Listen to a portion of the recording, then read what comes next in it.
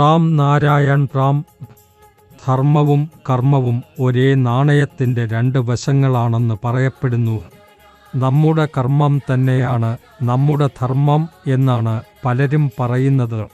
അതുപോലെ തന്നെ ധർമ്മത്തെ സംരക്ഷിക്കുന്നതാണ് ഏറ്റവും വലിയ കർമ്മം എന്നും ചിലർ പറയുന്നു. ഈ വിഷയത്തിൽ നമ്മുടെ മഹാഗുരു ബാലക ബ്രഹ്മചാരിജി എന്താണ് പറയുന്നത്? അദ്ദേഹത്തിൻ്റെ ദൃഷ്ടികോണത്തിൽ നിന്ന് ഇന്ന് നാം മനസ്സിലാക്കാൻ ശ്രമിക്കാം ധർമ്മവും കർമ്മവും അന്ത്യത്തിൽ എന്താണ് എന്നത്. പഴയ കാലത്ത് ഓരോരുത്തരും ഇതാണ് പറയുന്നത്, കർമ്മം തന്നെയാണ് നമ്മുടെ ധർമ്മം. നിങ്ങൾ ഏതെങ്കിലും മതഗ്രന്ഥം എടുത്തു വായിച്ചാലും ഇതേക്കുറിച്ചാണ് അതിൽ പറയുന്നത്.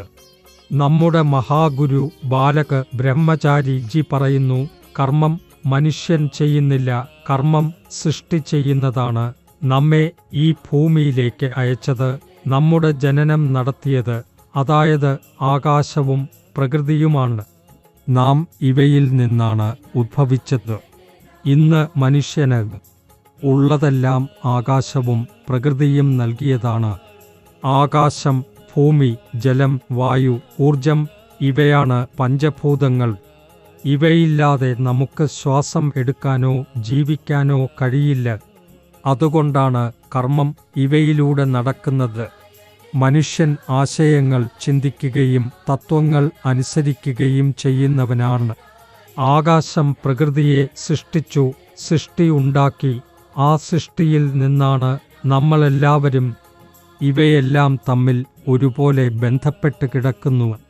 ഇതിലൂടെയാണ് നമുക്ക് ഊർജം ലഭിക്കുന്നത്, നമ്മുടെ ചൈതന്യം ഉണരുന്നത്, വിവേകം വളരുന്നത്. മനുഷ്യൻ എന്ത് ചെയ്യുന്നു എന്നത് ശരിയാണോ തെറ്റാണോ എന്നത് നമ്മുടെ വിവേകം നമുക്ക് പറയുന്നു. ജീവിതത്തിൽ പലതവണ നാം ചിലരുടെ ഹൃദയത്തെ ദുഃഖിപ്പിക്കുന്നു. അറിയാതെ ആർക്കെങ്കിലും ദോഷം ചെയ്യുന്നുമുണ്ട്. പിന്നെ ചിന്തിക്കുന്നു, നമ്മെ ആരാണ് കാണുന്നത്?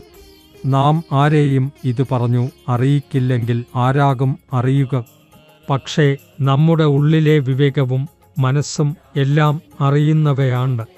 നാം തെറ്റായ കാര്യമൊന്നും ചെയ്യുമ്പോൾ അതുതന്നെ വിവേകം നമ്മെ ഇരിക്കുന്നു, ഇത് തെറ്റാണ്, ചെയ്യരുത്.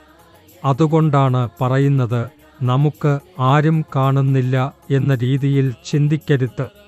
നമ്മെ കാണുന്നത് നമ്മുടെ വിവേകമാണ്, നമ്മുടെ അന്ധകരണമാണ്.